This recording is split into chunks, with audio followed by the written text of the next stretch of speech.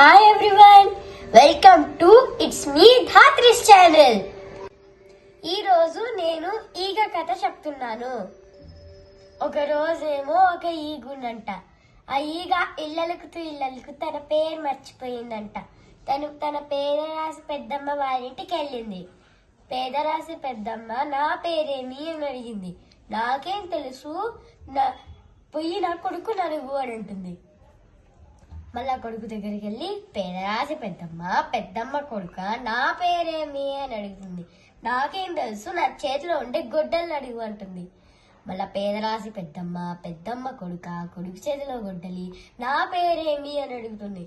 నాకేం తెలుసు, నేను కొట్టే కట్టెని అడుగు అని అంటుంది. మళ్ళా కట్టె దగ్గరికి వెళ్ళి మళ్ళా అంటుంది. పేదరాశి పెద్దమ్మ కొడుకు చేతిలో గొడ్డలి కొట్టే కట్టే నా పేరేమి అని అంటుంది. నాకేం తెలుసు, నేను కట్టేసిన గుర్రాన్ని అడుగు అని అంటుంది.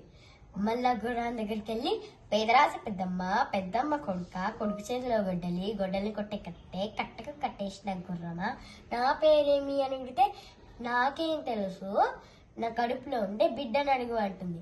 మళ్ళా బిడ్డ దగ్గరికి వెళ్ళి పేదరాశి పెద్దమ్మ కొడుకు చేతిలో గొడ్డని కొట్టే కట్టెకు కట్టేసిన గుర్రం కడుపులో బిడ్డ నా పేరేమి అని అడిగితే నీ పేరు ఈగ కదా అని అంటుంది. ఈ రోజు నేను ఈగ కథ చెప్పాను కదా, మీకు నచ్చితే మర్చిపోకండి లైక్ చేయండి, షేర్ చేయండి, కమెంట్ చేయండి, సబ్స్క్రైబ్ చేయండి, పక్కనే ఉన్న బెల్ ఐకాన్ని కొట్టండి.